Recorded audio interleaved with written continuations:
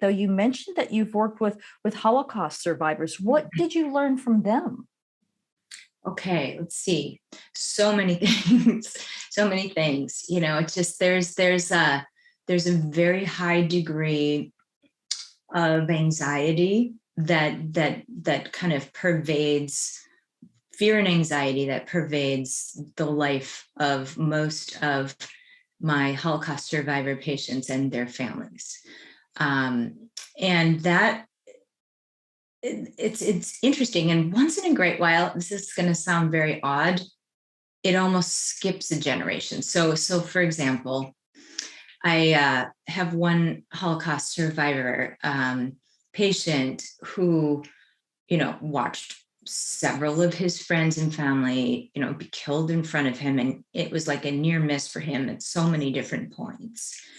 And when I meet with him, he seems very, very integrated and adjusted and healthy. And his mind is, he's not suffering mentally or, to a degree physically, but not that much.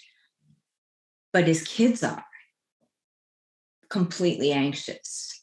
And it's really been a stumbling block in their lives, and it's made it very hard for them to move forward in their lives, despite physical support and nutraceuticals and things to balance neurotransmitters and hormones and all of that.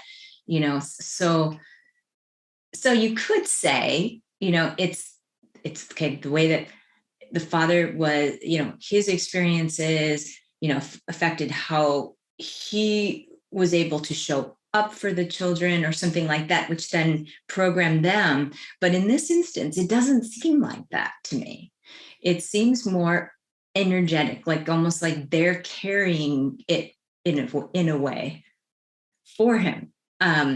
So each situation is a little bit different, but in any case, I think that clearing the Holocaust trauma is not only good for the individual, but for their offspring, but for collectively people of Jewish descent, honestly, because I think the more healing that goes on, even, one family at a time, it's helping to heal the whole reverberation on the planet.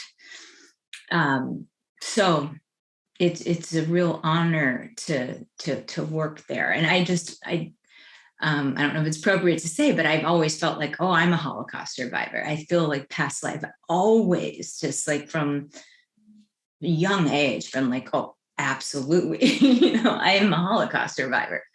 And, just it's like, maybe that's why I attract so many patients that are. Yeah, I was just thinking the same thing, that maybe you've got this energy imprint that's what draws them in. Yeah.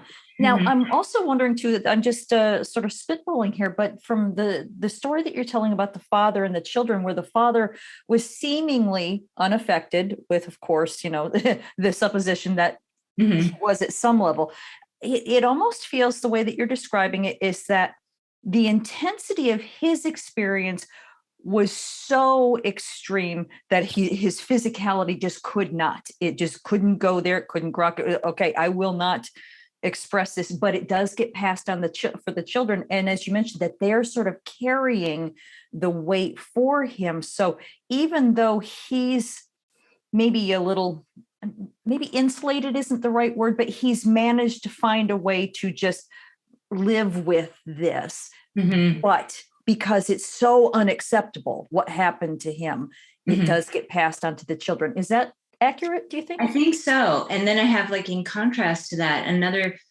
family where the dad was a Holocaust survivor, and then the children are incredibly well adjusted. They've done so much work on themselves, plant medicine journeys, you name it, energy work, psychology, like, et cetera. And they're just so healthy and so well adjusted.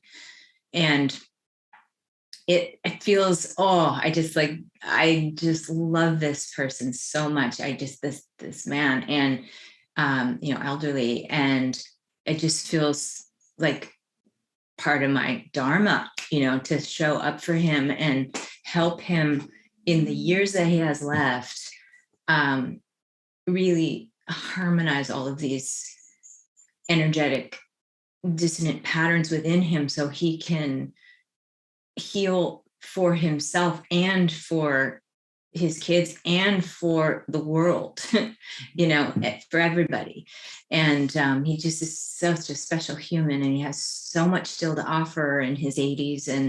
And boy, it's, I don't know what else. I'm just like almost like can't even talk about it. It's just so present for me. Yeah. Well, it's such important work, and I personally appreciate you for doing it, and I'm sure that they do as well.